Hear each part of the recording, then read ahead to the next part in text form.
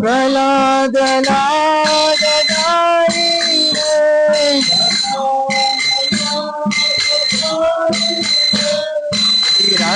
हिरण्यकाशी पूर्वजः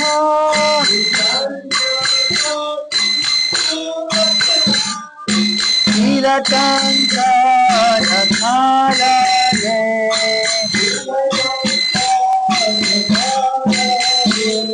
इतो नरसिंहो परतो नरसिंहो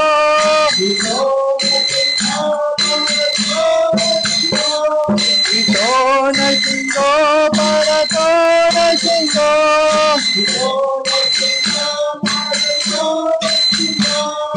यतो यतो यामि ततो नरसिंहो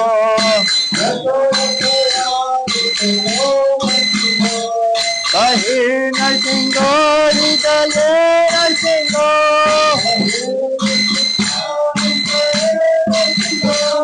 बहिर्नरसिंहो हृदये नरसिंहो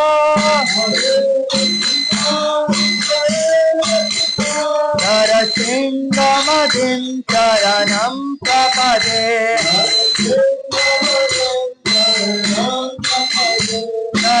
नरसिंहमदिं शरणं प्रपदे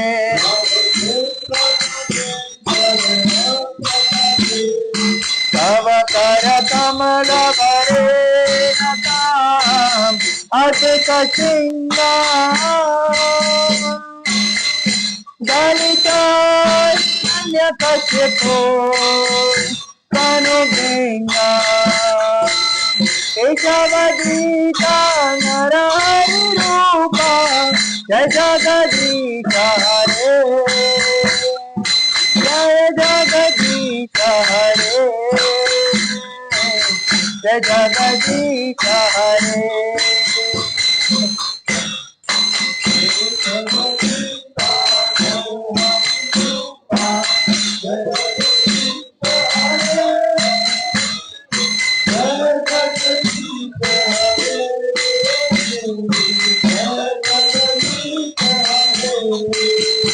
जय केशव रूप नरहरि रूप जय जगदीश हरे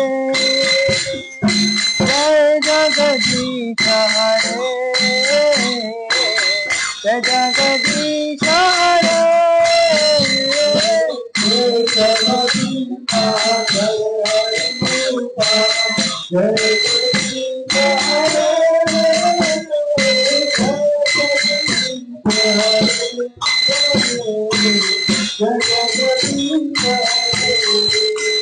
जय नरसिंहदेव नरसिंहदेव जय नरसिंहदेव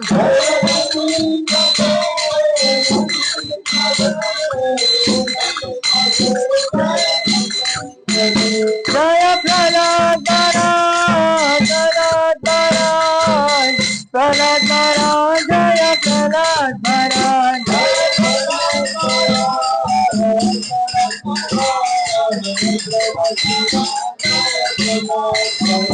जय जय गुरुदेव गुरुदेव गुरुदेव जय श्री गुरुदेव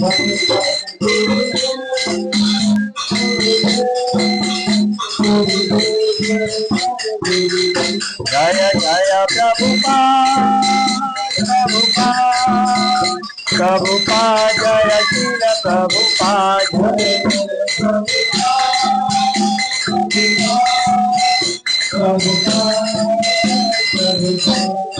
जय गौ प्रेमानंदे भक्ति विघ्न विनाशक श्री लक्ष्मी नरसिंह देव भगवान की भक्ति श्री रोमणी श्री प्रहलाद महाराज की हरि बोल।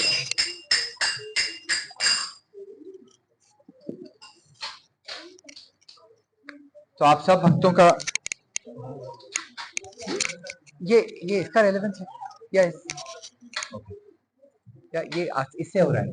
आई थिंक इससे माइक से हो रहा है। हरे कृष्णा। मतलब if it is from here तो ये हाँ ठीक है ओके हरे कृष्ण बस परफेक्ट परफेक्ट।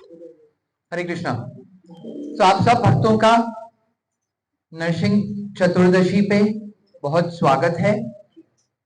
हम सब बहुत फॉर्चुनेट हैं कि हमें नरसिंह देव चतुर्दशी पे भक्तों का संग मिल पा रहा है और आज हम नरसिंह देव भगवान की प्रेयर्स कर पाएंगे। तो नरसिंह देव चतुर्दशी जो है वो बहुत ज्यादा इम्पोर्टेंट इवेंट है भक्तों की लाइफ में और स्पेशली कलयुग में। सो कलयुग में ये क्यों इंपॉर्टेंट है, क्योंकि ना कलयुग की जो एक कैरेक्टरिस्टिक है वो है कि ना व्यक्ति हमेशा एंजाइटी और डर में जीता है। फियर जो है ना वो हमारे जीवन का एक बहुत इंटीग्रल पार्ट हो गया है। तो जो डर है हम सब अपने जीवन में देखेंगे, अपने आसपास लोगों में बहुत सारी चीजों के डर हैं। एक पिता को डर है कि ना वो अपने नौकरी और अपना जो काम कर रहे हैं वहां पे उनका परफॉर्मेंस अच्छा है कि खराब है, अगर खराब होगा तो उनकी नौकरी रहेगी कि नहीं रहेगी। बच्चे को डर है कि ना स्कूल में उनके टीचर्स के साथ जो पढ़ा रहे हैं वो मैं पढ़ पा रहा हूँ कि नहीं पढ़ पा रहा हूँ, मेरी एग्जाम होगी तो मैं उसमें कैसे उत्तीर्ण होऊंगा, उसमें कैसे उत्तीर्ण नहीं होगा। तो हर कोई जना बीमार है तो उसको डर है कि ना मैं इस बीमारी से बाहर निकल पाऊंगा कि नहीं निकल पाऊंगा। कुछ समय पहले हम सब ने कोविड का समय एक्सपीरियंस किया था। तो मटेरियल वर्ल्ड जो है ना उसमें डर जो है ना उसका एक बहुत इंटीग्रल पार्ट है। और इसीलिए जो नरसिंह देव भगवान हैं उनकी जो उपासना करते हैं, उनके जो भक्त हैं, नरसिंह देव भगवान उन्हें प्रोटेक्शन प्रोवाइड करते हैं। तो नरसिंह देव जिनको फियर ऑफ डेथ, जिनको मृत्यु का भय है, नरसिंह देव उनके लिए मृत्यु करने आते हैं। तो ये नरसिंह देव की बहुत ग्लोरी है। तो इसीलिए भक्तों को, सभी भक्तों को नरसिंह देव के प्रति बहुत हर्ष उल्लास और एंथुसियाज्म से ये फेस्टिवल सेलिब्रेट करना चाहिए और प्रे करना चाहिए कि ना हम हमेशा नरसिंह देव की भक्ति कर पाए। तो आज का जो हम डिस्कशन करेंगे 7:15 से 7:20 तक का डिस्कशन करेंगे। कुछ 20 मिनट हम बात करेंगे और यूं तो नरसिंह देव लीला में बहुत सारी चीजें, बहुत सारे सीखने के चीजें हैं।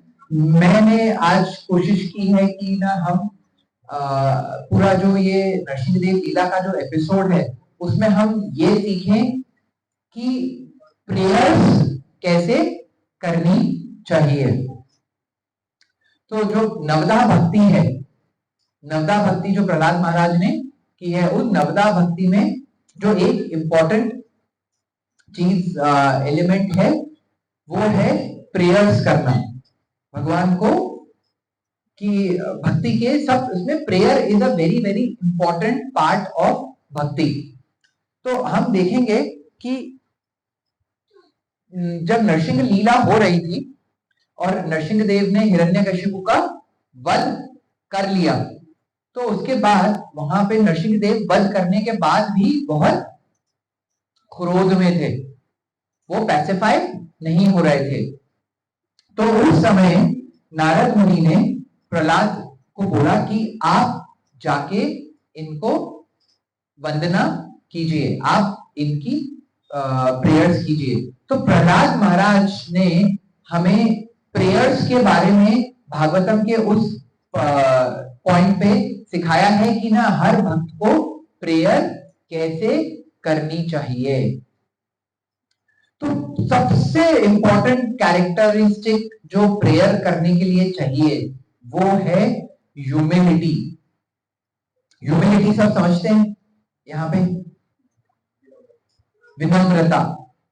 तो प्रहलाद महाराज ने जब अब नरसिंह देव के प्रति अपनी प्रेयर्स करी, तो उसमें सबसे पहले उन्होंने बोला कि मैं बिल्कुल भी एलिजिबल नहीं हूं आपकी कोई भी चीज करने के लिए, क्योंकि मैं तो डीमंस, दैत्यों के परिवार में मेरा जन्म हुआ है।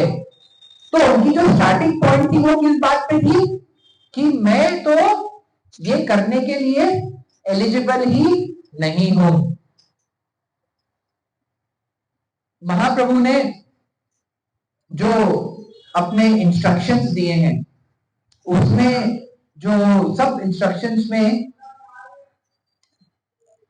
सबसे ज्यादा जिस चीज पे राधानाथ महाराज फोकस करते हैं वो है टॉलरेंस एंड ह्यूमिलिटी। त्रिनादपि सुनीचेना तरोरपि सहिष्णुना, त्रिनादपि सुनीचेना, मेको एक as humble as a blade of grass, जिस तरह से एक घास रहती है उस तरह से मेको हम्बल होना है। जब मैं उस हम्बलनेस में होऊंगा तभी मैं कीर्तनीय सदा हरि।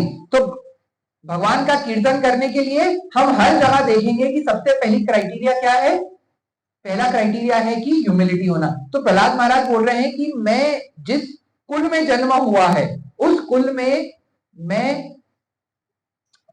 एलिजिबल ही नहीं हूं। पर वो क्या एलिजिबल नहीं थे क्या? वो सबसे ज्यादा एलिजिबल थे। प्रहलाद महाराज तो महाभागवत हैं, तो वो सबसे ज्यादा एलिजिबल थे, पर फिर भी वो ऐसा बोल रहे हैं। तो क्या वो गलत बोल रहे हैं? तो क्या वो झूठ बोल रहे हैं? नहीं, वो एक्चुअली में ऐसा फील करते हैं। हरे कृष्णा, थैंक यू। और वो ऐसा क्यों फील करते हैं? वो ऐसा इसीलिए फील करते हैं क्योंकि भक्ति का जो एक जैसे जैसे हम भक्ति में आगे बढ़ते हैं, जैसे जैसे हम श्रवण अपना बढ़ाते हैं, और जैसे जैसे हम सुप्रीम पर्सनालिटी ऑफ गॉडहेड और उनकी क्रिएशन के बारे में समझते हैं, वैसे वैसे हमको भगवान की मैग्नानिमिटी के बारे में पता पड़ता है। अर्जुन ने भी भगवत गीता में जब उनको भगवान का यूनिवर्सल रूप, विश्व रूप का दर्शन हुआ, तो उन्होंने कहा अपने आप को विश्व रूप देख के ये उन्होंने बोला कि ना मैं तो कितना मैं क्या सोचता था, मैं आपको अपना सखा समझता था, मैं आपके साथ खाना खाता था और आपको ही करता था। तो वो अपने आप को बहुत दीन दृष्टि से देखने लगे कि भगवान इतने मैग्नानिमस हैं और उनके आगे मैं इतना छोटा हूं। तो जैसे जैसे हम भक्ति में आगे बढ़ते हैं वैसे वैसे क्या होता है, हमको भगवान की जो मैग्नानिमिटी है उसके बारे में ज्यादा पता चलता है। और जैसे जैसे वो पता पड़ता है तो उसका नेचुरल आउटकम क्या है कि हम अपने आप को और ज्यादा विनम्र समझने लगते हैं। तो एक्चुअली में प्रहलाद महाराज सिर्फ बोलने के लिए विनम्र नहीं थे, वो एक्चुअली में विनम्र थे। और वो विनम्रता आई कैसे आती है कि जैसे जैसे आप पढ़ते हो, जैसे जैसे आपको कृष्ण के लीलाओं के बारे में, कृष्ण के जो 6 सोर्स वो है उनके बारे में पता पड़ता है, वैसे वैसे ऑटोमेटिकली आप में विनम्रता आती जाती है। तो भक्ति की एक एक्चुअली में भी एक टेस्ट है। हम अपने आप को देख सकते हैं कि ना हम जैसे जैसे आगे बढ़ रहे हैं तो वैसे वैसे मेरे को क्या फीलिंग हो रही है, क्या मेरे को ये लग रहा है कि अब मेरे को सब कुछ आ गया, अब मैं आज मैं यहाँ पे लेक्चर करने आया हूं तो मेरे को ज्यादा पता है और किसी को कम पता है। ये फीलिंग से हो रहा है या इस फीलिंग से हो रहा है कि आज मेरे को सेवा मिली है कि मैं भगवान के बारे में जो इतनी सारी लीलाएं उनके बारे में से एक कुछ छोटी सी चीज बताने का मेरे को अवसर मिला है। तो मैं भगवान और भक्तों का कृतार्थ हूं कि मेरे को ये बोलने का चांस मिला है। वैसे ही जो सुन रहे हैं वो ये सोच रहे हैं कि श्रवणम कीर्तनम, नवदा भक्ति का पहला पार्ट क्या है? श्रवणम कीर्तनम विष्णु श्रवणम। तो श्रवण करने का अवसर मिला है, मैं तो एलिजिबल ही नहीं हूं, उसके बावजूद भी मेरे को सुनने का अवसर मिला है। तो जैसे जैसे हम अच्छा, एक और चीज होती है, the science of self realisation. तो जैसे जैसे हम सेल्फ रियलाइजेशन की जर्नी में जाते हैं, वैसे वैसे हमें अपने हृदय के अंदर जो अवगुण है वो दिखना चालू होते हैं। तो उन अवगुण के साथ मैं भक्ति कर रहा हूं, तो इसका नेचुरल आउटकम क्या है कि मैं विनम्र होऊंगा। तो प्रहलाद महाराज एक्चुअली में विनम्र थे, उनको सब कुछ ज्ञात था, और वो ज्ञात के बाद भी वो विनम्र थे।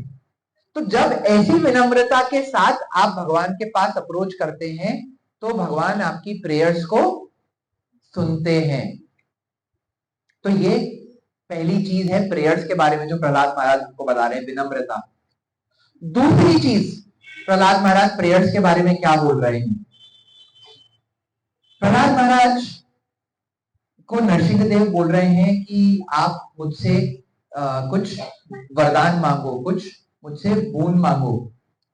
तो प्रहलाद महाराज क्या बोल रहे हैं कि भगवान नरसिंहदेव को बोल रहे हैं कि मेरा तो हृदय पहले ही दोषों से भरा हुआ है और मैं ऐसे कुल में पैदा हुआ हूं, तो आप मेरे को कुछ मटेरियलिस्टिक चीजें देके मेरे को आप और ज्यादा अल्यूर कर रहे हो, मेरे को आप और ज्यादा मटेरियलिस्टिक वर्ल्ड में डाल दोगे, तो मेरे से ये चीज संभलेगी नहीं। तो प्रहलाद महाराज कोई भी मटेरियलिस्टिक चीज नहीं मांग रहे हैं भगवान से। और इसको ही कॉन्ट्रास्ट करो, दो जनों की प्रार्थनाएं हैं, एक प्रहलाद महाराज और एक हिरण्यकशिपु। हिरण्यकशिपु ने तप करके उन्होंने क्या मांगा, उन्होंने सबसे पहले मांगा कि मैं अमर हो जाऊं, मेरे को अमृतत्व प्राप्त हो। तो उनको जब अमृतत्व चाहिए था, ब्रह्मा जी ने मना कर दिया, तो भी उनका एटीट्यूड क्या था कि चलो ये मना कर दिया तो मैं दूसरी चीज कैसे दे दूं, एक नहीं मिल रहा तो दूसरा कैसे दे दूं, दूसरा नहीं मिल रहा तो कुछ तो आया हो, कुछ तो लेके जाओ। इस माइंडसेट से हिरण्यकशिपु है। तो उन्होंने क्या मांगा कि मैं दिन में भी नहीं मरूं, रात में भी नहीं मरूं, मनुष्य से भी नहीं मरूं, जानवर से भी नहीं मरूं, शस्त्र से भी ना मरूं, ऐसे करके जितने भी उनके इंटेलिजेंस से चीजें हो सकती थी वो मांगा। पर उनका उद्देश्य क्या था, मटेरियलिस्टिक चीज मांगना। और प्रहलाद महाराज अपनी प्रेयर्स में क्या कर रहे हैं, वो बोल रहे हैं कि मेरे को कोई भी ऐसी चीज मत दो। और इसकी जो ब्यूटी है ना, वो क्या है, प्रहलाद महाराज को, हिरण्यकशिपु को क्या चाहिए था, कंट्रोल। प्रहलाद महाराज को क्या मिला, उनको दैत्यों के वो, भगवान ने उनको क्या कहा कि जब तक आप यहाँ पे हैं, इस पृथ्वी पे हैं, तब तक आप यहाँ के राजा रहेंगे और उसके बाद आप मेरे पास वापस आएंगे। तो जो हिरण्यकशिपु को चाहिए था वो मिला किसको, कौरवों को क्या चाहिए था, पांडवों को क्या मिला। तो इस प्रोसेस की जो ब्यूटी है ना, वो ये है कि जब हम प्रेयर्स ऐसी, जैसे एक बच्चा है, वो अपनी माँ के पास, उसको बार बार खाना मांगने की जरूरत है क्या। ऐसा कितनी बार होता है कि बच्चा जाएगा और माँ को पूरे टाइम बोल रहा है कि माँ मेरे को खाना दो, माँ मेरे को खाना दो, माँ मेरे को खाना दो। ऐसा होता है क्या, क्यों नहीं होता ऐसा, क्योंकि जितना बच्चे को अपनी भूख के प्रति चिंता है, उससे कई गुना ज्यादा चिंता किसको है, माता को है। तो बच्चे को माँ से ऐसी चीज मांगनी ही नहीं चाहिए जो उसको बाय डिफॉल्ट मिलने वाली है। पर वो क्यों मांगता है, अगर मांग रहा है तो उसको क्यों मांगेगा, क्योंकि वो इनसिक्योर है। तो जैसे ही उनका नॉलेज बढ़ता है तो वो इनसिक्योरिटी कम हो जाती है। तो प्रेयर की दूसरी चीज क्या है कि हमें मटेरियलिस्टिक चीजें नहीं मांगनी है, ये प्रहलाद महाराज बता रहे हैं। थर्ड चीज प्रहलाद महाराज ने क्या मांगी, प्रहलाद महाराज ने कहा कि मेरे पिताजी ने आपका अनादर किया है, वो पूरे टाइम आपके लिए गलत भावना रखते थे, पर उसके बाद भी मैं आपसे चाह रहा हूं कि आप मेरे पिताजी को अपने चरणों में स्थान दें। तो प्रहलाद महाराज किसके लिए मांग रहे हैं, दूसरों के लिए। हिरण्यकशिपु किसके लिए मांग रहे हैं? अपने लिए। मैंने एक लेक्चर में सुना था कि भगवान के पास सबसे तेज कौन सी प्रेयर जाती है? तो भगवान के पास सबसे तेज वो प्रेयर जाती है जब कोई भक्त दूसरे भक्त के लिए प्रार्थना करता है। वो प्रार्थना भगवान के पास सबसे। तो प्रहलाद महाराज अपनी प्रार्थना में क्या कर रहे हैं? किसके लिए मांग रहे हैं? पिता। और जब वो पिताजी के लिए मांग रहे हैं तो भगवान उनको क्या दे रहे हैं? आपकी 21, आपके 21 जनरेशंस को मैं ध्यान दूंगा। तो एक्चुअली ये चीज भागवतम में भी इस बात का बहुत बहुत बार जिक्र आता है। भागवतम में कैसे जिक्र आता है कि जब परीक्षित महाराज को 7 दिन मिले और 7 दिन बाद क्या होना था?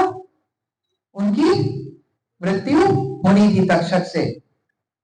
तो जैसे ही ये चीज हुई तुरंत वहां पे कौन आ गए?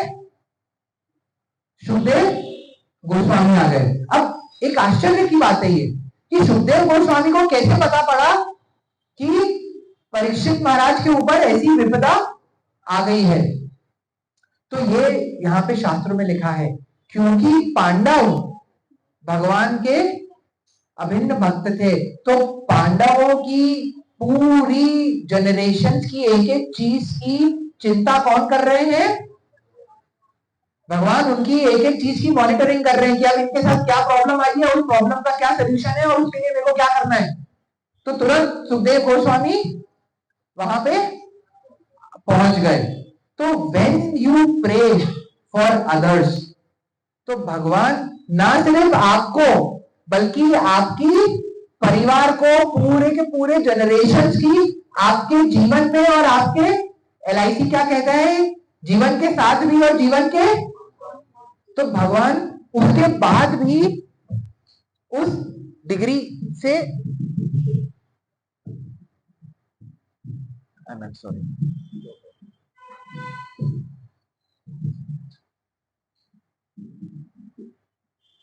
आई थिंक इट्स ओके। हाँ it's okay, I am sorry.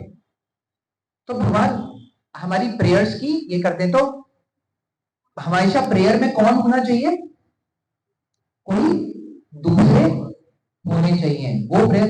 अब सवाल ये आता है कि अगर प्रेयर में कोई दूसरे हैं तो मेरा क्या? मेरे बारे में तो कभी कुछ होगा ही नहीं। तो उसका भी जवाब है तद विद्धि प्रणिपातेन परिप्रश्नेन सेवया।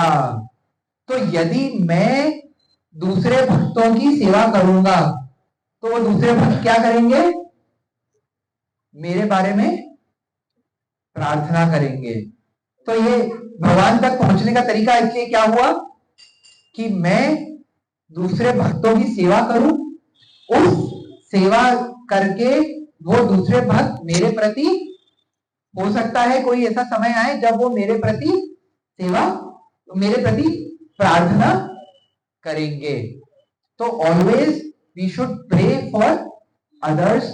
ये जो प्रेयर है ये भगवान के पास सबसे तेज जाती है।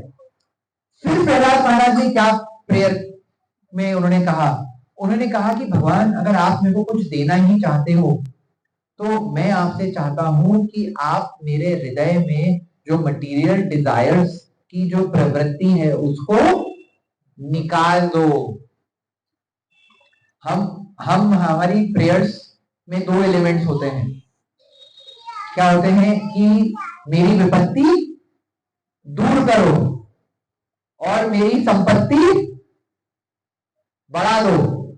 विपत्ति कम करो और संपत्ति बढ़ा दो।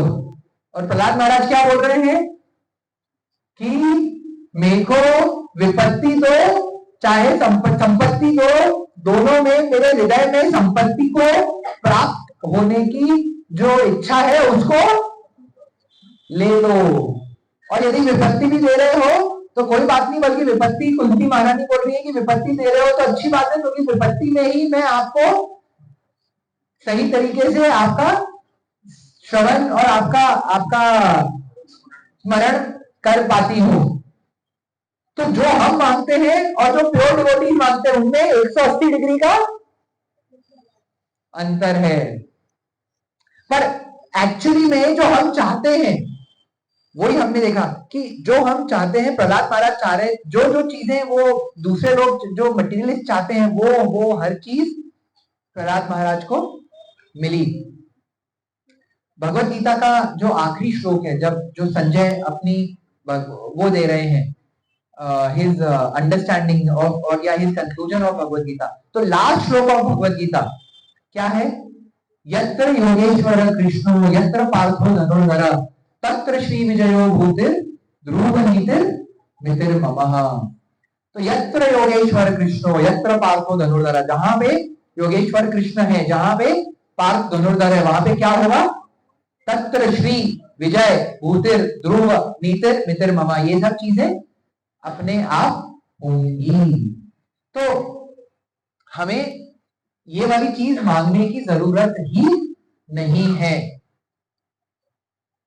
तो ये एक प्रहलाद महाराज ने किस तरह से प्रेयर्स की, प्रार्थना की, वो हमारे लिए सीखने की बात है। और जब हम इस तरह से प्रार्थना करते हैं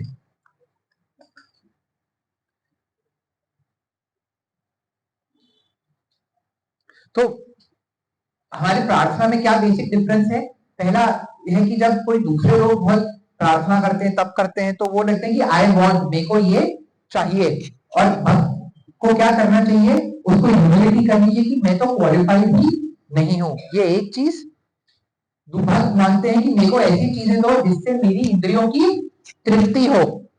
और भक्त को क्या मांगना चाहिए कि मेरे को इंद्र तृप्ति करने की जो इच्छा है उसी को आप मेरे हृदय से हटा दो। दूसरे प्रेयर्स में क्या मांगते हैं कि मेरे को बहुत सारा पावर दो ताकि मैं चीजों को कंट्रोल कर पाऊं। ये हिरण्यकशिपु मेंटालिटी है। और प्रहलाद मेंटालिटी क्या है कि मैं दूसरों को कंट्रोल नहीं करना चाहता हूं, बल्कि मैं तो दूसरों के लिए प्रार्थना करना। हरे कृष्णा, थैंक यू। मैं तो दूसरों के लिए प्रार्थना करना चाहता हूं, मैं दूसरों को कंट्रोल नहीं करना है, मेरे को दूसरों के लिए प्रार्थना करनी है। तो ये प्रार्थना करने का जो तरीका है वो हम नरसिंह लीला में प्रहलाद महाराज से सीखते हैं। प्रोड्यूस द टाइम अप और 3-4 more minutes।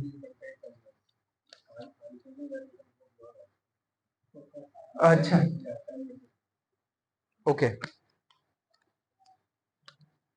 फिर हम एक और इंटरेस्टिंग चीज देखने की कोशिश करते हैं कि श्रवण का, प्रहलाद महाराज के केस में श्रवण और स्मरण दोनों का बहुत ज्यादा इंपॉर्टेंस है।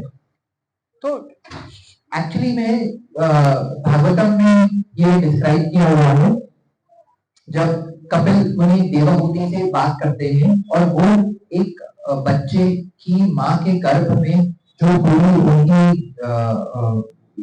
वो रहती है, किस तरह से एक बच्चा, एक एम्ब्रियो, एक छोटे उससे एक बच्चे में कन्वर्ट हो जाता है, वो पूरी जर्नी भागवतम में कपिल मुनि देवहूति को बता रहे हैं। तो वो जो बताते हैं, उसमें बताते हैं कि सबसे पहला जो सेंस डेवलप होता है वो है श्रवण करने का सेंस।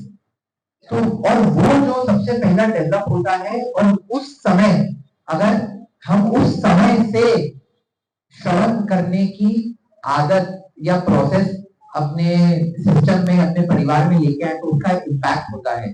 प्रहलाद महाराज को जो ये ज्ञान था ये कब हुआ? जब वो अपनी माँ के गर्भ में थे, तब वो नारद मुनि से सुन रहे थे। और ये देखिए कैसी उसकी बात है कि सिर्फ श्रवण जो है उसके भी तरीके हैं। भगवत गीता किन किन लोगों ने सुनी? 3 लोगों ने।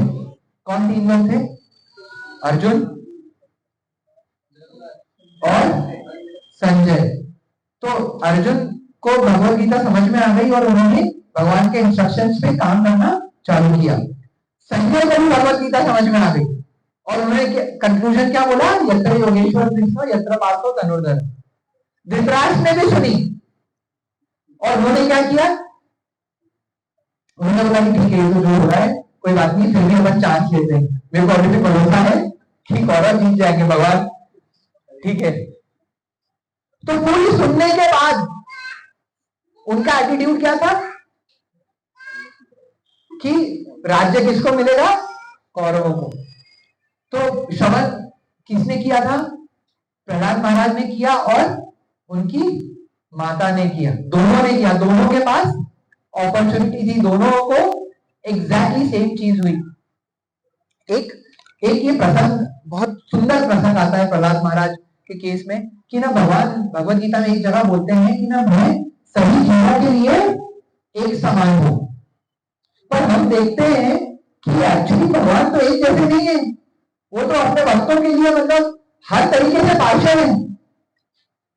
अर्जुन ने जयद्रथ को मारने के लिए व्रत किया,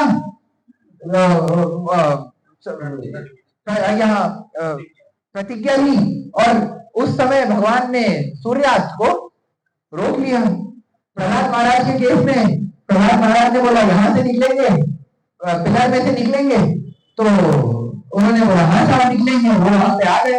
अब मैं बोल रहा हूँ कि निकलेंगे, तो अब तो नहीं निकलेंगे। तो भगवान मतलब अपने भक्तों के प्रति पार्षद है, और भगवान साथ में ये भी बोल रहे हैं कि मैं सबके साथ समान हूं। तो ये दोनों एक साथ कैसे हो सकता है, या तो पार्षद हो या तो समान हो, दोनों चीजें एक साथ नहीं हो सकती। पर हमारे जो आचार्य हैं वो इस बात को समझाते हैं कि भगवान सबको अपॉर्चुनिटी देने में समान है। तो भगवत गीता सुनने की अपॉर्चुनिटी उन्होंने सबको, अर्जुन को भी दी, धृतराष्ट्र को भी दी और संजय को भी दी। अब उस सुनने के बाद कौन क्या करता है उससे बाद भगवान नेक्स्ट वो करते हैं। तो अपॉर्चुनिटी सबके पास है, समान अपॉर्चुनिटी है। हिरण्यकशिपु के पास भी अपॉर्चुनिटी थी, रावण के पास भी अपॉर्चुनिटी थी। रावण के पास पूरी रामायण में हम देखेंगे कि बार बार हर जना रावण को ये बोल रहा है कि राम जो है वो साधारण मनुष्य नहीं है, यह आपको अब तक समझ में क्यों नहीं आ रहा है। तो अपॉर्चुनिटी थी उनके पास समझने की, थी, उन्होंने क्या किया, उसको यूज किया, उसको यूज नहीं किया। तो ये चॉइस हमारे पास है कि हम जब भागवतम का ये पाठ पढ़ते हैं, ये सुनते हैं, तो उसके बाद हम क्या करते हैं। अगर हम इस अपॉर्चुनिटी को यूज नहीं करेंगे तो हमारे साथ क्या होगा, जो हिरण्यकशिपु मेंटालिटी है, जो कौरव मेंटालिटी है, जो दुर्योधन मेंटालिटी है।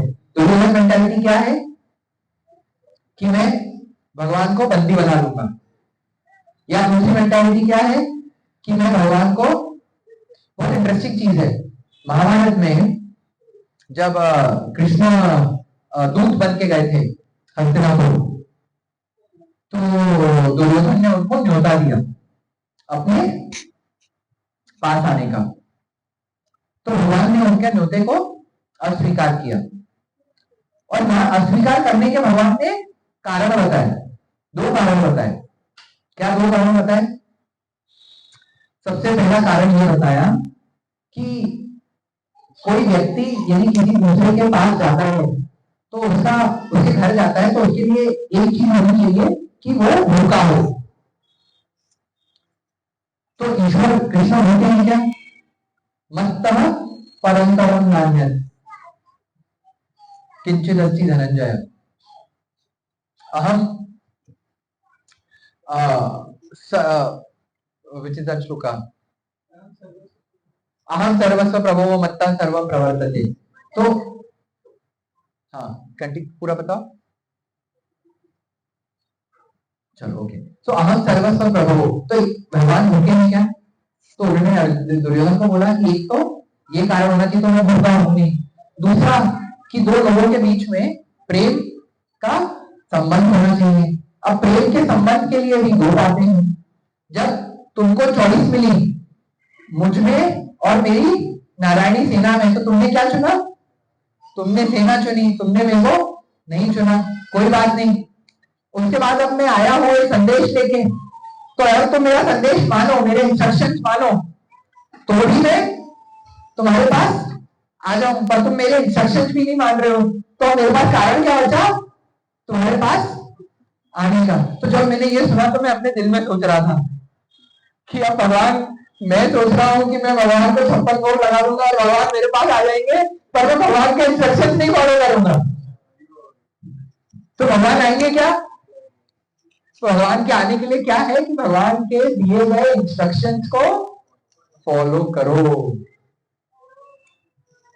फिर एक चीज हम इस लीला से सुनते हैं कि मैन प्रपोजेस गॉड डिस्पोजेस। क्या अर्थ है कि हम सब अपने प्लान बनाते हैं और हम ये सोचते हैं कि हमारे प्लान कौन, भगवान के ऊपर रिस्पॉन्सिबिलिटी है कि वो हमारे प्लान को फुलफिल करें। हिरण्यकशिपु क्या कर रहे थे? उन्होंने अपना प्लान बनाया, उस प्लान में उन्होंने सब चीजें कवर कर दी कि ऐसा हो ऐसा हो ऐसा हो ऐसा हो, सब चीजें। तो ऐसा हो के मैंने प्लान बनाया था कि ना मैं यहाँ पे 6 बजे पहुंच जाऊंगा, मेरी गाड़ी कर लूंगा, 6:15 बजे मैं यहाँ पे लेक्चर कर लूंगा, 7 बजे ऐसा कर लूंगा, 7:30 बजे ये होगा, ऐसा मैंने पूरा प्लान बनाया। God, man proposes God disposes. अब उसमें एक ये है कि ना, अरे मैंने तो ऐसा सोचा था पर ऐसा हुआ नहीं। तो जो जब हम, भगवान क्या बोल रहे हैं? निमित्त सब्यसाची, कि तुम सब्यसाची बनो, तुम अपनी तरफ से एक गोल बनाओ, उसके ऊपर मेहनत करो, पर बनो मेरे इंस्ट्रूमेंट, निमित्त सब्यसाची। तो निमित्त सब्यसाची भी बनना है, प्लान भी बनाना है, पर वो प्लान को बनाने में ऐसा नहीं है कि वो प्लान अगर नहीं हुआ, रिजल्ट नहीं आया, तो मैं पूरी तरह से डिसहार्टेड हो जाऊंगा, या मैं पूरी ताकत लगा दूंगा कि चाहे दुनिया की उधर हो जाए, मैं ये करके रहूंगा, जो हिरण्यकशिपु ने किया। हिरण्यकशिपु ने एक्चुअली में क्या प्रॉब्लम थी कि उन्होंने जो प्लान बनाया ना, प्लान बनाना गलत नहीं है, उनने अपने प्लान में से विष्णु को एलिमिनेट कर दिया, और पांडवों ने, प्रहलाद महाराज ने अपने हर प्लान में विष्णु को जोड़ दिया। और एक्चुअली में जब हम भगवान को अपने प्लान में जोड़ते हैं और हम भगवान के इंस्ट्रूमेंट बनने की कोशिश करते हैं, तब होता क्या है? तब होता यह है कि हम सोचते हैं कि हम भगवान के इंस्ट्रूमेंट बन रहे हैं, पर एक्चुअली में भगवान हमारे इंस्ट्रूमेंट बनते हैं। और भगवान ने ऐसा करके शास्त्रों में enough and more number of ऐसे केसेस हैं। हिरण्यकशिपु ने प्रहलाद से पूछा कि क्या नरसिंहदेव इस पिलर से निकलेंगे क्या? प्रहलाद ने क्या बोला? हाँ निकलेंगे। और कौन निकले? तो भगवान किसका इंस्ट्रक्शन मान रहे हैं? भक्तों का इंस्ट्रक्शन मान रहे हैं। भगवान ने अर्जुन के लिए कौन सी पोजीशन दी? सारथी की, क्योंकि वो पोजीशन में वो अर्जुन के सबसे क्लोज रह सकते थे। तो भगवान किसके निमित्त बन रहे हैं? भक्तों के बन रहे हैं। तो द मोमेंट ही ये ना, मेरा बेटा है, हमारे साथ में कई बार ये होता है कि जब हम खाना खाते हैं, जैसे आम एक मीठा फल है, सबको अच्छा लगता है, और घर में अगर 2 ही आम के पीसेस रखे, तो मैं उसको बोलूंगा कि अब तू देख क्या कर रहा है। तो वो अपने मन में कभी आके करेगा कि ना पापा मैं एक काम करो, ये दोनों मैं आपको दे देता हूँ। तो अगर वो दोनों मेरे को मिलेंगे तो आपको क्या लगता है पिता क्या करेगा? वो दोनों दे देगा। पर what he is trying to see, he is trying to see the intention कि आपका प्रेम कितना है। और एक्चुअली में भगवान को, हिरण्यकशिपु को क्या करना था? विष्णु को कंट्रोल करना था। विष्णु को कंट्रोल करने का क्या तरीका है, ये हमको कृष्ण लीला में दिखता है। यशोदा माता ने भगवान को क्या किया? बांध दिया। तो अगर भगवान को कंट्रोल करना है तो तरीका कौन सा यूज करो? यशोदा माता ने भगवान को बांध दिया, और जो बांधा भगवान उनसे निकल नहीं पा रहे, नहीं निकल पा रहे। उसके बाद जब भगवान को ऐसे बांधे हुए देखा तो बलराम जी आए। बलराम जी ने भगवान को बंधन में देखा तो भगवान जी यशोदा माता के पास गए। उन्होंने बोला कि माता, आपने कृष्ण को बांध दिया है, आपको पता है कृष्ण कौन है? Krishna supreme personality of godhead है, आपने उनको बांध दिया है। तो यशोदा माता ने बोला, अच्छा Krishna supreme personality of godhead है, तुम कौन हो? तो उन्होंने बोला, मैं उनका एक्सपेंशन हूँ, मैं अनंत शेष हूँ, मैं। तो उन्होंने उस टाइम पे वो अपने किचन में पकवान बना रही थी, और उन्होंने तुरंत पकवान बना के बोला, अभी रुको, अभी अनंत शेष को मैं बताती हूँ। और वो भाग गए, और उन्होंने कृष्ण को बोला कि भाई तुमको मैं तो नहीं छुड़ा सकता। तो ये शास्त्रों में तरीके दिए हुए हैं कि अगर भगवान को आपको बंधन में करना है तो उसका क्या तरीका है, ये शास्त्रों में दिया हुआ है। तो ये जो नरसिंह लीला है ना, ये it is a beautiful contrast of एक मटीरियलिस्ट जो है वो दुनिया को किस तरह से जीना चाहता है, किस तरह से कंट्रोल करना चाहता है, और एक भक्त किस तरह से करता है। और जब भक्त भगवान के साथ उस तरह से रेसिप्रोकेट कर, उस तरह से एक्शन करता है, तो भगवान उसके साथ किस तरह से रेसिप्रोकेट करते हैं। तो I will end my lecture here. Narasimhadev लीला के बारे में बहुत सारी और चीजें हैं। नरसिंहदेव लीला भी अपने आप में पूरी एक लीला है, पर मुझे लगा कि हम नरसिंहदेव लीला भक्तों ने सुनी होगी, पर नरसिंहदेव लीला के जो कुछ दूसरे एस्पेक्ट्स हैं उसको हम सुनने की कोशिश करें और उसको हम अपने जीवन में उतारने की कोशिश करें। मैं अपना लेक्चर को एक बार समराइज करूंगा कि हमने आज जो चीजें देखी, एक चीज देखी कि हमें प्रेयर्स भगवान से किस तरह करनी चाहिए। वो प्रहलाद महाराज ने उसका हमें एग्जाम्पल दिया है। प्रेयर्स में ह्यूमिलिटी होनी चाहिए कि ना मेरे को कुछ आता नहीं है, वो एक्चुअली में बोलना और महसूस करना में फर्क है। हम महसूस कब करेंगे? जब हमको जैसे जैसे हमारा ज्ञान बढ़ता जाएगा वैसे वैसे हमको समझ में आता जाएगा कि हमको और ज्ञान की जरूरत है, और ज्ञान और है, और भगवान के बारे में और चीजें हैं।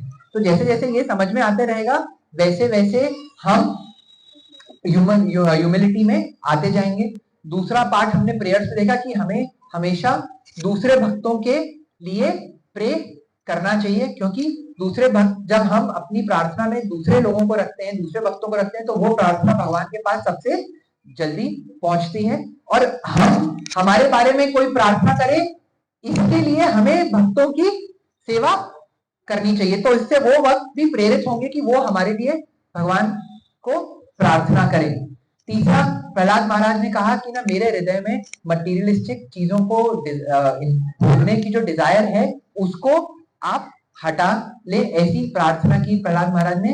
और एक्चुअली में जब आप ऐसी प्रार्थना करते हैं तो ऐसा नहीं है कि भगवान हमसे हर चीज ले लेते हैं। भगवान हमको जो चीज हमारे लिए अनुकूल है वो चीज वो हमें प्रदान करते हैं। तो हिरण्यकशिपु की प्रार्थनाएं इन तीनों प्रार्थनाओं के एकदम अलग थी, पर जो जो प्रार्थनाओं से वो चाहते थे वो हर चीज प्रहलाद महाराज को मिली। दुर्योधन और कौरवों का जो एटीट्यूड था वो एकदम ऑपोजिट था, पर पांडवों को वो हर चीज मिली जो कौरवों को चाहिए थी, और साथ में उनको भगवान की भक्ति भी मिली। तो इसीलिए प्रार्थना इस तरह से करनी चाहिए।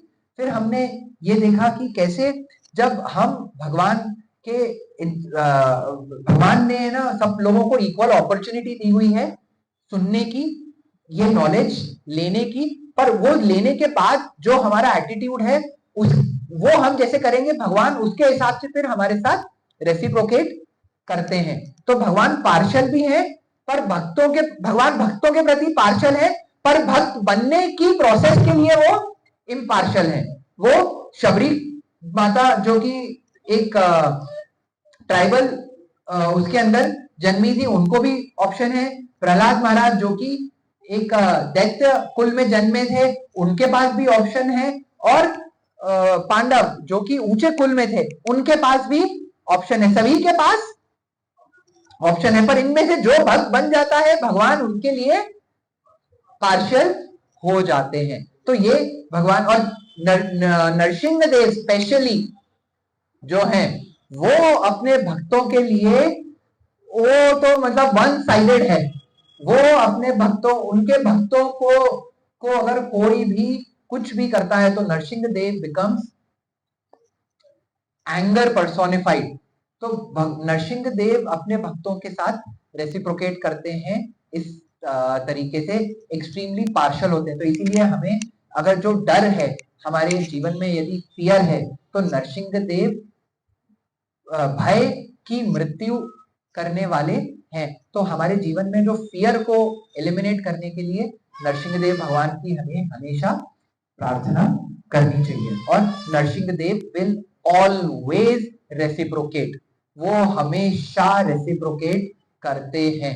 वो अपने भक्तों की एक बात, एक आवाज में, वो जैसा भक्तों को रक्षा के लिए चीज चाहिए, वो वैसा रेसिप्रोकेट करते हैं। इस बात में हमें संपूर्ण विश्वास होना चाहिए। नरसिंह देव भगवान की, नरसिंह देव लीला की, प्रहलाद महाराज की।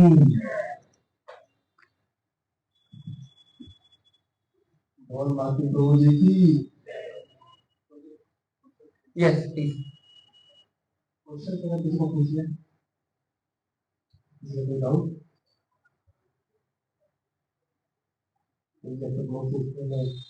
हाँ प्लीज। तो जी आपने जैसे बताया कि ह्यूमिलिटी के बारे में, विनम्रता के बारे में बताया, कहा कि जैसे जैसे हम भक्ति करेंगे वैसे वैसे विनम्रता आएगी। और तो ये देखते हैं कि ऐसा भी बोलते हैं कि विनम्र बनो तो भक्ति आएगी। तो व्हाट इज द रिलेशन? ये बहुत जिसको कहते हैं कि ना चिकन एग प्रॉब्लम है कि ना पहले अंडा आया कि पहले मुर्गी आई, इसका क्या जवाब है? तो मेरे को, मैं जितना समझता हूँ वो ये है कि नम्रता जो है ना, उसका कोई सब्स्टिट्यूट नहीं है। You have to have humility. आप ह्यूमिलिटी ही भक्ति का स्टार्टिंग पॉइंट है। आप अगर भगवत गीता भी देखेंगे ना, तो भगवत गीता जब स्टार्ट हुई थी तो अर्जुन ने भगवान के आगे सरेंडर कर दिया। उन्होंने बोला अब मैं इनडिसाइसिव हो रहा हूं, अब मेरे को कुछ समझ नहीं आ रहा है, तो हे मधुसूदन आप मेरे को हेल्प करो। तो जब तक अर्जुन ऐसा नहीं बोल रहे थे तब तक भगवान ने चालू नहीं किया।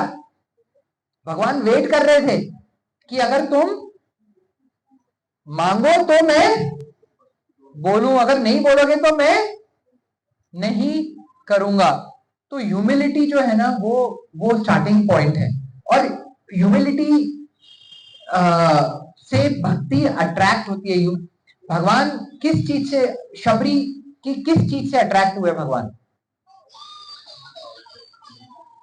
ह्यूमिलिटी से। तो ह्यूमिलिटी जो हनुमान चालीसा में ना जो पहला दोहा है वो है जय हनुमान ज्ञान गुण सागर।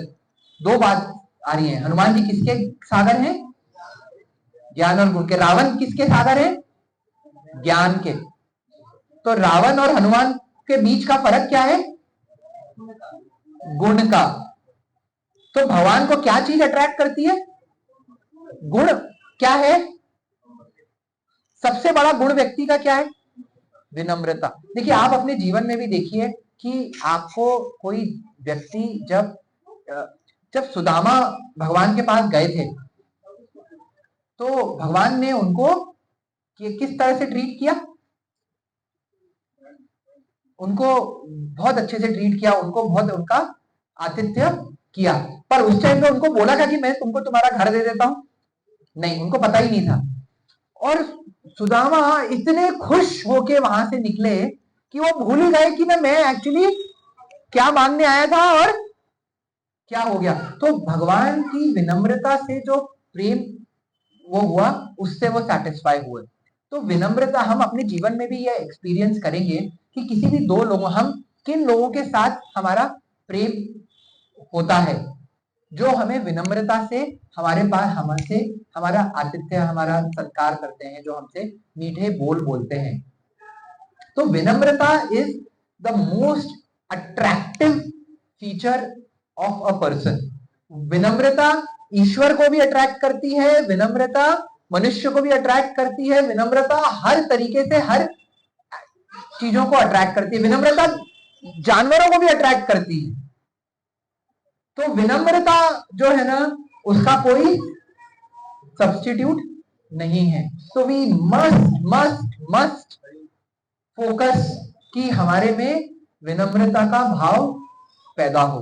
और उसके तरीका क्या है विनम्रता, जैसा अभी हमने किया कि जब हम सेवा करते हैं तो उससे विनम्रता आती है। इनफैक्ट आप देखो, विनम्रता जितनी जितनी मीनियल सर्विस हम करते हैं उतनी उतनी विनम्रता आती है। जितना हम, अगर हम अपना विजन ऐसा देखेंगे कि मैं सामने वाले में क्या अच्छी चीजें हैं, मैं पूरे टाइम यही, एक हमारे इस्कॉन राव में अनिमेश प्रभु जी हैं, वो हमेशा ही वो किसी भक्त में सिर्फ यही देखते रहते हैं कि इनमें क्या अच्छा है, और उसका नोट बनाते हैं कि इनमें ये अच्छा है, इनमें ये अच्छा है, इनमें ये अच्छा है।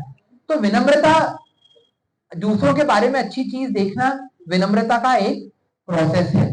तो विनम्रता होना चाहिए, और विनम्रता का तरीका क्या है कि हम सेवा करें और हम कोशिश करें कि दूसरों में हम अच्छी चीजें देखते जाएं। जैसे जैसे हम वो देखना चालू करेंगे, जैसे जैसे हम ईश्वर को, कृष्ण को दूसरों के हृदय में देखना चालू करेंगे, वैसे वैसे हमारी भी विनम्रता बढ़ती जाएगी। तो विनम्रता होनी चाहिए, और विनम्रता का प्रोसेस ये है। हरे कृष्णा।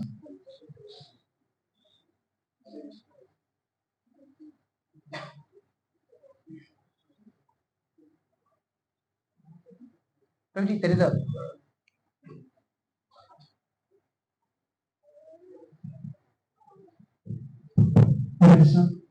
मुझे आपने बताया कि इससे विनम्रता अपने जीवन में अच्छी है। विनम्रता अपना भक्ति में तो बहुत अच्छी है, अगर हम धार में मंडली डिस्ट्रिक्ट में बहुत सारे लोगों से डील करते हैं, लेकिन वहां पे अगर हम ज्यादा विनम्र हो गए तो वहां पे तो अपना शोषण नहीं करते हैं। ये बहुत बहुत अच्छी चीज आपने बोली। तो विनम्रता का अर्थ शोषण करवाना नहीं है। विनम्रता का अर्थ है कि मैं, जो मेरी स्टार्टिंग पॉइंट होगी, वो स्टार्टिंग पॉइंट मैं अच्छे से करूंगा। यदि कोई दूसरा व्यक्ति मुझसे अच्छे से फिर रिस्पॉन्ड नहीं कर रहा है, तो मैं या तो अपना रास्ता बदल दूंगा, पर मैं उसके साथ आर्ग्यूमेंट, डिफेंस, तू मैं इस बात पे नहीं जाऊंगा। कि देखिए, प्रहलाद महाराज से ये सीखना चाहिए। प्रहलाद महाराज, हिरण्यकशिपु ने उनको बोला कि भाई तुम्हारी सोर्स ऑफ पावर क्या है, तो उन्होंने बोला मेरी सोर्स ऑफ पावर और आपकी सोर्स ऑफ पावर सेम है। इसको देख के हिरण्यकशिपु को एकदम क्रोधित हो गए।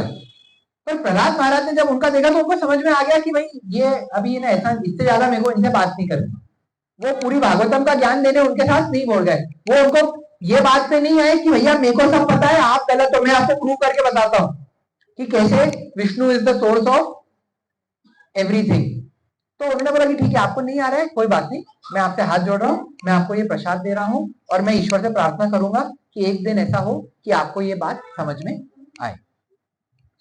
तो विनम्रता डज नॉट मीन, एक्चुअली विनम्रता, ये वाला जो पॉइंट आता है वो तब ज्यादा आता है कि जब हम अपने आप को डिफेंस कर रहे हैं और हम लड़ रहे हैं। There is, with intelligence we can come to a place जिसमें हम विनम्र भी हैं और अपने आप को एक्सप्लॉइट भी नहीं होने दे रहे हैं। तो एक्सप्लॉइट नहीं होने देना है, उसमें कोई डाउट नहीं है। Right, am I able to? जो भगवत गीता है वो मैनुअल है, तो जिसके अपने नया फोन लेते हैं, अपन बिना मैनुअल पढ़ते हैं, और उसको यूज करते तो खराब हो जाता है। अपन ने उसको पूरा यूज कर लिया, वो मतलब एंडिंग पे है, ये खत्म हो गया, इसके आगे ये चलना नहीं। इसके बाद अगर अपन मैनुअल पढ़ते हैं तो उसका कुछ लाभ है या नहीं। इसी प्रकार जीवन में अपना जीवन पूरा एकदम समाप्ति की ओर से, मतलब मरने क्लास पूरा खत्म हो गया, फिर अपन भगवत गीता मतलब जैसे उसको मरते हुए व्यक्ति को सुनाना ठीक बात है कि कैसा है, वहां पे क्या। ये बहुत अच्छा प्रश्न है आपका, और पूरी भगवत गीता इसी बात पे बेस्ड है। तो अर्जुन जो भगवान से प्रश्न पूछ रहे थे कि मैं लड़ाई नहीं करूंगा। और भगवान का जो जो उसके रिप्लाई थे उनमें से एक रिप्लाई ये था कि जी आप यहाँ पे जितने भी लोग हैं, वो ऐसा कोई भी समय नहीं था कि जब इनमें से कोई नहीं था, और ना ही फ्यूचर में ऐसा कोई समय होने वाला है कि इनमें से कोई नहीं रहेगा। तो देहिनोऽस्मिन् यथा देहे कौमारम यौवनम जरा तथा देहांतर प्राप्ते धीरज सत्र न मुह्यते। तो भगवान ने कहा कि हम ऐसा देखते हैं कि मृत्यु की जब पैदा हुए हैं और मृत्यु हुई है वो स्टार्टिंग पॉइंट और मृत्यु अंत है, पर भगवान बोल रहे हैं कि ये तो एक फेज है, इसके बाद फिर सिस्टम चालू होने वाला है। आपके कर्मों के हिसाब से आपको फिर एक दूसरा जन्म मिलेगा। पर अगर आपने भगवत गीता का स्मरण किया है, आपने स्पिरिचुअल लाइफ में यदि एक कदम भी बढ़ाया है, तो वो उसके जो पुरुषार्थ हैं वो कभी भी खत्म नहीं होंगे।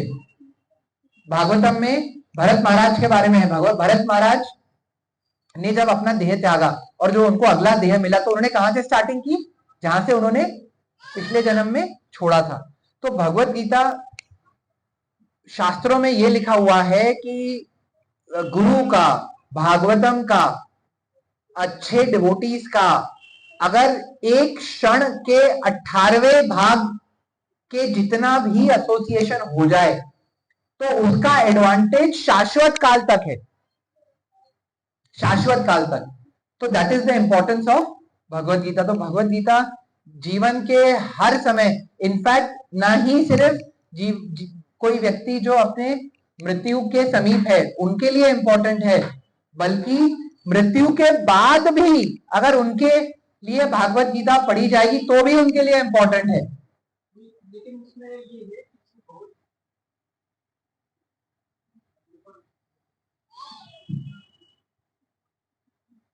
जैसे भगवत गीता है वो तो मतलब जीवन में उतारने वाली चीज है ना। जैसे कि कहा तो भगवान को सरेंडर वगैरह होंगे, फिर अपन सरेंडर होने की उसमें बात लिखी है, धर्मात परित्यज्य मामेकं शरणं व्रज। लेकिन जो आखिरी अंत उसमें है उसका, तो वो सुनेगा वो मतलब कैसे क्या करेगा? तो एक जो दवाई होती है, तो अगर कोई व्यक्ति है जिसको पूरी दवाई का केमिकल कॉम्पोजिशन पता है कि ये दवाई में क्या होने वाला है, कैसे होने वाला है, वो जब मेरे शरीर में जाएगी तो किस तरह से रिएक्ट करेगी, और वो आदमी वो दवाई लेता है। और एक आदमी है जिसको दवाई का वो पढ़ा लिखा ही नहीं है, उसको तो पता ही नहीं है कि केमिकल कॉम्पोजिशन क्या होता है, और वो आदमी भी वही दवाई लेता है और दोनों को बुखार है, तो कौन ठीक होगा? क्यों? क्योंकि दवाई अपना काम करेगी। दवाई को इस बात से मतलब नहीं है कि आपको कितना पता है दवाई के बारे में। लेकिन जब वो पूरा खत्म हो गया है, तब सबको जीवन ही खत्म हो गया, मतलब वो कुछ पालन ही नहीं कर पा रहा है, फिर वो दवाई के किस काम? क्योंकि वो उस समय पालन नहीं कर पा रहा है, इसका अर्थ ये नहीं है कि वो उसके अगले जन्म में पालन नहीं कर पाएगा। यदि आज उसको भगवत गीता का उसने, ये आपने जो प्रश्न पूछा ना, ये पूरा नरसिंहदेव लीला इस बात पे। प्रहलाद महाराज जो थे वो अपने पिछले जन्म में उन्होंने एक दिन, वो भक्त नहीं थे, उन्होंने एक नरसिंह मंदिर में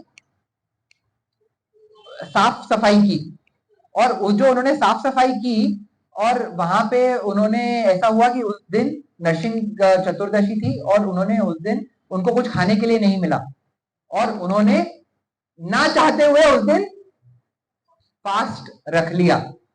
तो ये दोनों चीजें उन्होंने की, जिससे कि उनके अगले जन्म में क्या हुआ, वो भगवान के प्रिय भक्तों में से उनका जन्म हुआ। तो उस दिन अगर कोई पूछता कि तुमने क्या किया, तुमने तो ये सफाई की, तुमको क्या मिला, तुमने फास्ट किया तो तुमको क्या मिला, तो उस दिन जवाब क्या है? कुछ भी नहीं मिला। पर भगवत गीता हमें कह रही है कि जो जीवन का स्पेक्ट्रम है वो जीवन की शुरुआत से पहले चालू हुआ है और मृत्यु के बाद भी है। तो यदि वो व्यक्ति भगवत गीता का निमित्त मतलब एक सेकंड का भी उसने श्रवण कर लिया, भले उसको समझ नहीं आए, भले कुछ भी हो, पर उसके नाम ये चीज चली गई, उसके ध्वनि से कान से ये ध्वनि चली गई, तो उसका ट्रांसफॉर्मेशन की प्रोसेस चालू हो गई, और अगले जन्म में वो उसका एडवांटेज उसको मिलेगा।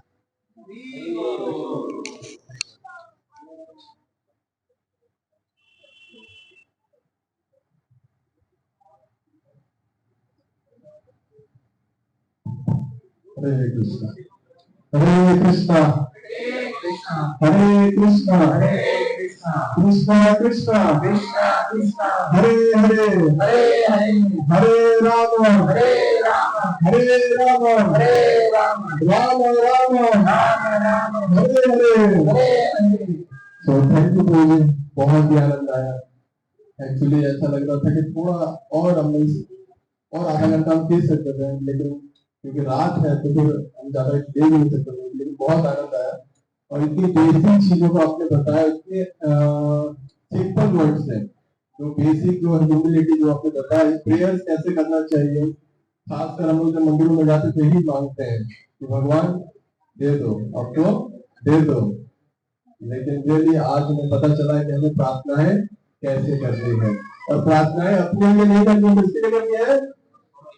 जोर से बोलिए। और सेवा किसके लिए करना है? वेरी गुड बोलिए। I think mission is successful. Thank you prabhu. तो we will loudly chant 3 times Hare Krishna mahamantra का। प्रभु जी के दोस्त आए हैं और बहुत ही सुंदर दिया उन्होंने आज का ये लेक्चर, और चाहते हैं कि प्रभु जी आप इसी प्रकार, अभी जो मेरे ख्याल से आप अराउंड 1 ईयर बैक आप आए हैं, तो हम चाहते हैं prabhu ji this frequency should be once in a month. तो आप लोग चाहते हैं प्रभु जी वंस इन अ मंथ आए? तो एक प्रभु जी की आग्रह है कि कृपया करके समय पे आए। तो आप लोग आएंगे समय पर भी? आप लोग आएंगे समय पर? देखिए आप नैतिक बोल रहे हैं, ध्यान दीजिएगा। Yes, so we will thank prabhu ji by loudly chanting 3 times Hare Krishna mantra. Hare Krishna Krishna Krishna Hare Ram loudly Krishna Krishna Hare Ram Hare Krishna Krishna Krishna Hare Ram और जैसे प्रवक्ता बहुत ही जरूरी है, उसी प्रकार श्रोता भी बहुत जरूरी है। और आप लोग समय निकाल कर आए केवल श्रवण करने के लिए। तो प्रभु जी ने बताया, पहला जो हमारी इंद्रियां विकसित होती है श्रवणम, यानी कि हम सुनने के लिए आए हैं। तो आप लोग का भी बहुत बहुत धन्यवाद यहाँ पधारने के लिए, और हम अपने एक दूसरे के लिए धन्यवाद करेंगे 3 बार जोर से हरि ओम।